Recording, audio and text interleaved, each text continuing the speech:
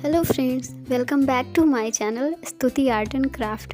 और बहुत सारा थैंक यू जो आपने मेरी वीडियो पर विज़िट किया। और अब आ गए हो तो वीडियो पूरी देख कर ही जाना और कमेंट्स में मुझे ज़रूर बताना कि आपको मेरी ड्राइंग कैसी लगी। अगर आपको मेरी ड्राइंग थोड़ी भी पसंद आए तो प्लीज़ मेरे वीडियो को लाइक करना। अगर आप मेरे चैनल पे नए हैं तो चैनल को सब्सक्राइब करना। तो चलिए मिलते हैं वीडियो के लास्ट में।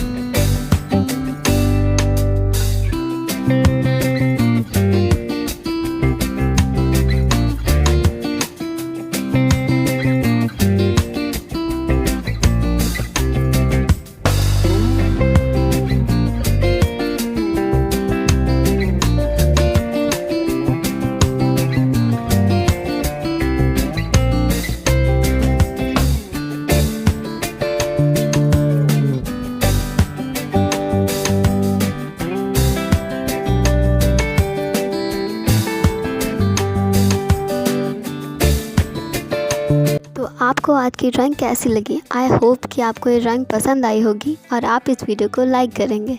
तो चलिए मिलते हैं कल एक नई वीडियो के साथ। तब तक के लिए बाय बाय।